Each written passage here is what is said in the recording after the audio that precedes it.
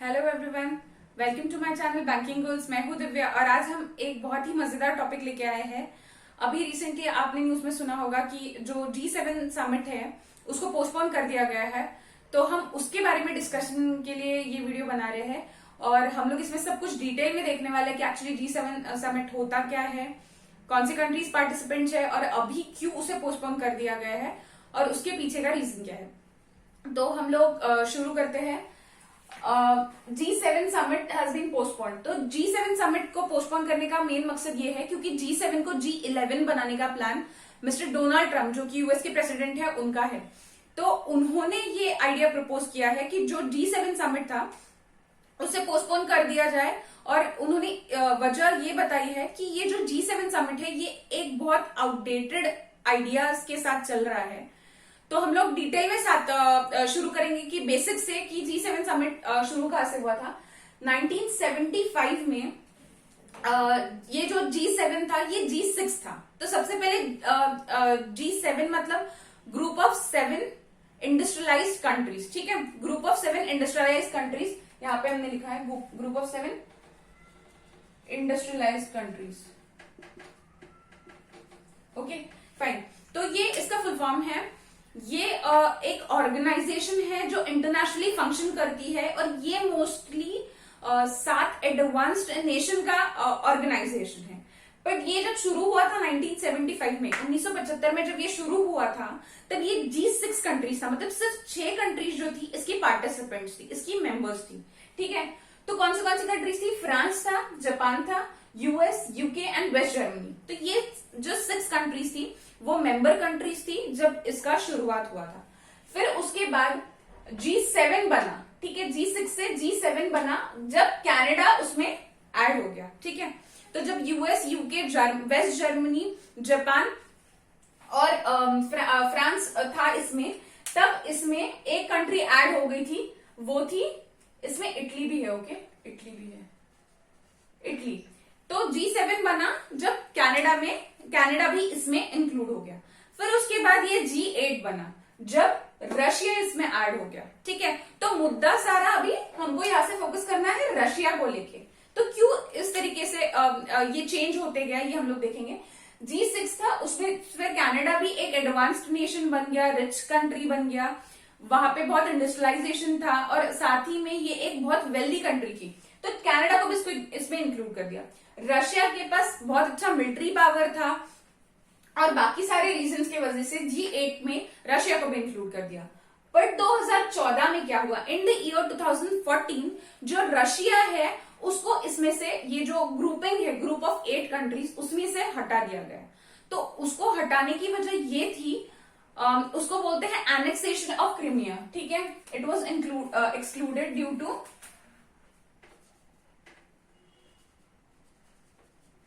Annexation of Crimea. तो Crimea का annexation मतलब छीन लेना, उस पर पावर अपना कंट्रोल बताना। जैसे आपने एक कंट्री का नाम सुना होगा यूक्रेन, ठीक है।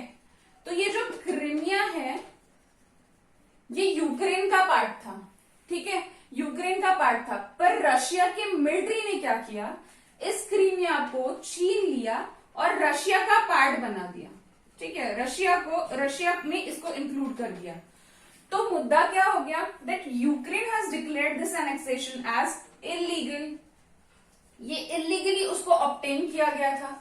तो रशिया की इस हरकत की वजह से 2014 में रशिया को ये जो समिट है G8 वाला, उसमें से हटा दिया गया। तो आपको समझ में आ रहा है, पहले G6 था, उसमें कनाडा इंक्लूड हो गया तो G7 बन गया, फिर रशिया इंक्लूड हुआ तो G8 बन गया। तो वापस जब 2014 में रशिया को इससे हटा दिया गया उसकी ये हरकत की वजह से, तो वो वापस G7 बन गया। और 2014 से लेके आज के 2020 में, ठीक है, टिल 2020 टुडे, आज के डेट में ये G7 है, ठीक है, आज के डेट में ये G7 है। और कौन सी कंट्रीज इसका पार्टिसिपेंट है? फ्रांस है, जर्मनी है, इटली है, यूएस, यूके और जापान है, ठीक है, और कनाडा। तो ये 7 कंट्रीज जो है वो आज G7 का पार्ट है। बट एक्चुअली हुआ क्या है कि जब ये जो हमारा जो कोरोना वायरस का जो पैंडेमिक पूरे वर्ल्ड में इकोनॉमिक्स को डिवास्टेट कर रहा है, मतलब इकोनॉमिक्स को बहुत भारी नुकसान पड़ गया है। तो इसके बाद का मतलब पोस्ट कोविड वर्ल्ड जो रहेगा, मतलब कोरोना वायरस खत्म होने के बाद या फिर ये जो इकोनॉमीज वापस से धीरे धीरे शुरू हो रही है, फिर ये नॉर्मलाइज होने के बाद का जो सिनेरियो रहेगा वो बहुत ज्यादा अलग रहेगा। ठीक है, और उसका दूसरा रीजन ये भी है कि ये जो कोरोना वायरस का इम्पैक्ट चल रहा था, तो इसमें कौन सी कंट्रीज का कैसे कैसे कंट्रीब्यूशन था, किस तरीके से अपने अपने देशों में कंट्रीज के जो हेड्स है उन्होंने उसको डील किया, टैकल किया, और कंट्रीज का कैसे रिस्पॉन्स था, इसको लेके बहुत बहुत सारी चीजें सोची गई। तो ये किसने सोचा? ये यूएस के जो प्रेसिडेंट है डोनाल्ड ट्रंप ने सोचा। तो अभी हम लोग नेक्स्ट पॉइंट में देख रहे हैं कि ये जो G7 है वो क्या है एक्चुअली। तो ये है ग्रुप ऑफ इंडस्ट्रियलाइज कंट्रीज। ठीक है, ग्रुप ऑफ इंडस्ट्रियलाइज कंट्रीज इसका फुल फॉर्म है।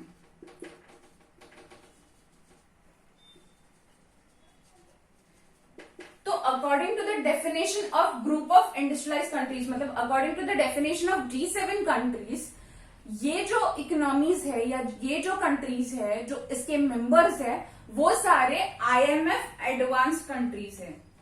IMF एडवांस कंट्रीज मतलब according to International Monetary Fund, ये जो इंटरनेशनल जो ऑर्गेनाइजेशन है उसमें जो सबसे ज्यादा एडवांस 7 कंट्रीज है वो इसका पार्ट है।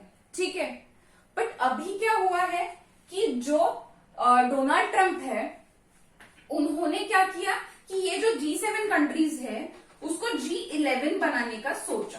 ठीक है, G11 बनाने का सोचा। तो G11 जब उसको बनाने का सोचा तो इसमें 4 कंट्रीज इसमें ऐड होंगी, 7 से 11 कंट्रीज हो जाएगी। तो कौन सी कंट्रीज थी उसमें?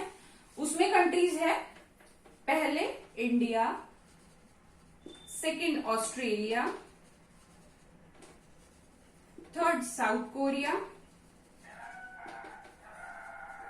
और फोर्थ है रशिया वापस से। इसीलिए हमने रशिया को फोकस किया था यहाँ पे, इस वजह से ही किया था क्योंकि डोनाल्ड ट्रंप को ऐसे लगता है कि ये जो G7 का कंसेप्ट है ये बहुत आउटडेटेड कंसेप्ट हो गया है और इसमें अभी इंप्रूवमेंट लाने की जरूरत है और इसको G7 से G11 करने की जरूरत है। तो G11 मतलब ये जो और 4 कंट्रीज है उसको इसमें इंक्लूड करने की जरूरत है। तो क्या हो गया कि अभी मुद्दा क्या है कि जो इंडिया, ऑस्ट्रेलिया, साउथ कोरिया, ये सारे they are not IMF advance countries.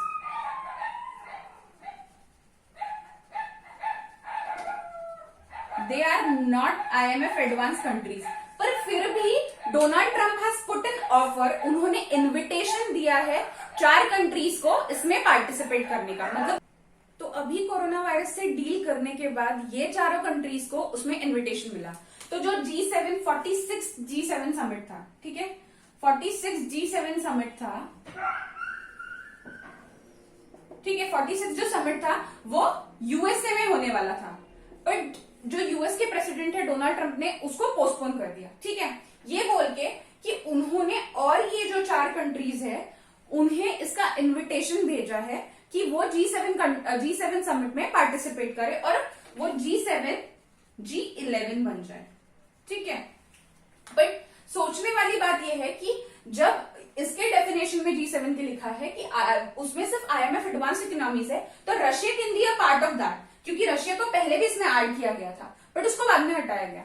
But ये जो इंडिया, ऑस्ट्रेलिया, साउथ कोरिया है ये IMF एडवांस कंट्रीज नहीं है, फिर भी इनको they are getting the chance to become the part of such a big international organisation. तो ये जो G7 ऑर्गेनाइजेशन वो एक international inter governmental economic organisation है। ठीक है, तो इसीलिए they are getting the chance to participate. इसमें जो इंडिया ने भी इसका इन्विटेशन जब PM मोदी को मिला तो he has accepted it, Australia ने भी एक्सेप्ट कर लिया, साउथ कोरिया ने भी। पर रशिया बोल रहा है कि ये सारे चीज के बाद जब उसको हटाया गया तो आज उसको इक्वली ट्रीट किया जाए तभी वो इसका पार्टिसिपेंट बनेगा। तो इसमें मुद्दा क्यों है, अभी हमको ढूंढना है कि even though these are not IMF advance countries, फिर भी इनको इसका पार्ट क्यों बनाया गया। तो ये जो तीनों कंट्रीज है इंडिया, ऑस्ट्रेलिया और साउथ कोरिया, तो ये तीनों कंट्रीज जो है इंडो पैसिफिक रीजन जो है हमारा, तो ये तीनों कंट्रीज है इंडो पैसिफिक रीजन में तो ये तीनों का ट्रेड और बाकी सारी चीजों में बहुत ज्यादा, फार्मास्यूटिकल, तो ये सारी चीजों में इनका कंट्रीब्यूशन बहुत ज्यादा है और ये बहुत ज्यादा अच्छे से वर्क कर रहे हैं. That is why they are being offered to participate in this summit. और सेकेंड रीजन और बहुत ज्यादा इंपॉर्टेंट रीजन ये है because of the tensions which are continuously being arising between US and China. US और चाइना के बीच में कोरोना वायरस को मोस्टली रिलेटेड बहुत ज्यादा टेंशन चल रहा है and China is giving a good tension to United States. तो क्या हो रहा है, चाइना एक इमर्जिंग इकोनॉमी बहुत ज्यादा एडवांस्ड इकोनॉमी बन सकता है. इसलिए यूएस वांट्स कि ये सारी जो कंट्रीज है वो भी वेल्दी बन जाए सो दैट चाइना की जो है वो ना चल पाए. ठीक है, because there is a tension arising between US and China. और दूसरी चीज ये भी है कि रशिया पहले पार्ट रह चुका है, पर रशिया का अभी मिलिट्री इक्विपमेंट से लेके बहुत सारी चीजें रशिया के पास उनकी स्ट्रेंथ है. तो इस वजह से India, Australia, south Korea, Russia ये सारे जब G11 में पार्टिसिपेट कर लेंगे, ये मेंबर्स बन जाएंगे, तो they can give a good beat to China. ठीक है. एंड सेकेंड चीज क्या है, इससे इंडिया को क्या फायदा हो सकता है, जो इंडो यूएस रिलेशन है वो भी बहुत अच्छी तरीके से बन सकते हैं. बिकॉज ऐसा कोई भी इंटरनेशनल समिट नहीं है जिसमें इंडिया और यूएस रेगुलरली मिलते हैं. एक G20 समिट है बट वहां पे भी चाइना इंक्लूडेड है. अभी आज तक के जब भी जो समिट्स होते थे G7, उसमें इंडिया के साथ साथ साउथ अफ्रीका, चाइना को भी हमेशा इनवाइट किया जाता था. पर अभी जो इनविटेशन भेजा गया है उसमें चाइना को इनवाइट नहीं किया गया है. इसका मतलब है कि यहाँ पे भी चाइना प्रेजेंट नहीं रहेगा and India can make a good relation between with US. और साथ में जो इंडिया और चाइना का जो इश्यूज चल रहे हैं एट LAC बॉर्डर्स को लेके, तो उसके इट कैन ऑल्सो, जो कोल्ड वॉर चल रहा है, तो it will make up a fuelling in the relations between, it can make a good fuelling between US and China. तो यूएस और चाइना को प्रॉब्लम्स इससे हो सकती है, यूएस और चाइना के बीच में प्रॉब्लम्स और बढ़ सकती है, चाइना पीछे जा सकता है and India can support US इसमें पार्टिसिपेट करके. और साथ में इंडिया का जो यूएस के साथ है वो भी इकोनॉमिक कॉपरेशन बहुत अच्छा बन जाएगा. तो इंडिया के पास बहुत सारे प्लस पॉइंट्स है, बट डिफिकल्टी जो ये प्लान में है वो इसमें आ सकती है कि रशिया जो है वो इस इन्विटेशन को एक्सेप्ट करेगा, इसकी कोई गारंटी नहीं है. और तो ये जो G11 है तो वो मे भी हो सकता है कि सिर्फ G10 ही रहे और इंडिया, ऑस्ट्रेलिया, साउथ कोरिया जिन्होंने एक्सेप्ट कर लिया इन्विटेशन, वो आगे चल के इसके परमानेंट मेंबर्स भी बन जाए. इससे इंडिया को एक अच्छी इकोनॉमिक अपॉर्चुनिटी मिल भी सकती है. और वैसे ही एक सिमिलर जो है D10 समिट जो है वो जो यूके प्रपोज कर रहा है, ठीक है, यूनाइटेड किंगडम ने भी प्रपोज किया है कि 5G के लिए है, जो सारी कंट्रीज में 5G, मतलब 10 जो कंट्रीज बनेंगी उसमें 5G का डेवलपमेंट करने के लिए, चाइना को टक्कर देने के लिए यूके ने ये आइडिया भी प्रपोज कर दिया. तो indirectly everybody is trying to cope up with the जो चाइना इश्यूज क्रिएट कर रहा है उसके साथ कोप अप करने के लिए यूके ने भी 5G जो चाइना का प्रपोज प्लान है उसी के तरीके से 10 कंट्रीज को मिला के यूके ने इंडिया को भी उसमें ऑफर किया है कि वो भी इसमें पार्टिसिपेट करे और चाइना को टक्कर देने में मदद करे. वैसे ही ये जो G7 है उसको G11 बनाने में यूएस का भी यही रीजन है. बस प्रॉब्लम ये आ सकता है कि अभी इन्विटेशन जो गया है तो रशिया जो है वो G11 शायद ना होने दे और G10 ही रह जाए, बट उसको परमानेंट मेंबर्स बनने के लिए यूएस को उसके जो बाकी के जो मेंबर कंट्रीज है जैसे कनाडा है, यूके है, जापान, फ्रांस, इटली, जर्मनी, उसकी भी परमिशन लगेगी. तो मेंबर्स बनेंगे ये तो कंफर्मेशन नहीं है, बट एक अच्छा इन्विटेशन मिला है जो इंडिया एक्सेप्ट कर रहा है. तो ये एक बहुत पॉजिटिव साइड है जिससे हमको बहुत सारी इकोनॉमिक अपॉर्चुनिटीज मिलेगी, बहुत सारा डेवलपमेंट होगा. तो ये पूरा मुद्दा था इससे रिलेटेड.